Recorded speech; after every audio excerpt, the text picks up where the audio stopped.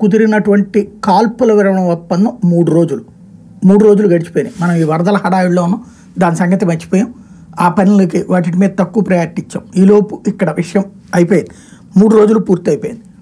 3 రోజులు పూర్తయ్యాక సాధారణంగా ఎక్స్టెండ్ చేసుకుంటూ వెళ్తారని అందరూ భావించారు. ఎందుకంటే అమెరికా, యూరోప్ దేశాలు కలిసి వెనకుండి నడిపించినాయి కాబట్టి, ఇటు అరబ్ దేశాలు, ఖతార్ లాంటి వాళ్ళు మధ్యలో కలిపి నడిపించారు కాబట్టి ఇక కాల్పుల విరమణ జరిగిపోయినట్టే అనుకున్నాడు. అక్కడ ఇజ్రాయెల్ చాలా క్లియర్గా చెప్తూ వచ్చింది బందీల విడుదల అని. బందీలు విడుదల చేయట్లేదు హమాస్. కాబట్టి బందీల విడుదల ఈ 3 రోజుల్లోపు చేయకపోతే తర్వాత ఎట్లాంటి పరిణామాలు ఎదురవుతాయో చెప్పలేము అని ముందే అధికారులు చెప్పారు అన్నటువంటిది వచ్చినా దాన్ని డౌన్ ప్లే చేసింది ఈ సెక్షన్.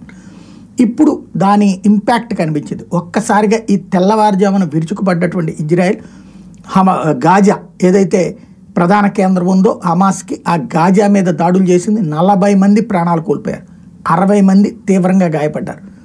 వాళ్ళు సాధారణ ప్రజలని హమాస్ చెప్తుంది, వాళ్ళు తీవ్రవాదులని ఇజ్రాయెల్ చెప్తుంది. తీవ్రవాదులు కుటుంబ సమేతంగా ఉన్నారు అని చెప్పేసి ఇజ్రాయెల్ చెప్తుంది. అలాగే చుట్టుపక్కల ఉన్నటువంటి మహిళల్ని, వృద్ధులు తీసుకొచ్చి పెట్టుకుంటారు అన్నటువంటిది వాళ్ళు చెప్తారు. వీళ్ళేమో సాధారణ ప్రజలే చచ్చిపోయారని చెప్తారు. ఏది ఏమైనా ఈ తెల్లవారుజామున జరిగిన అటాక్ భారీ దెబ్బ హమాస్కి.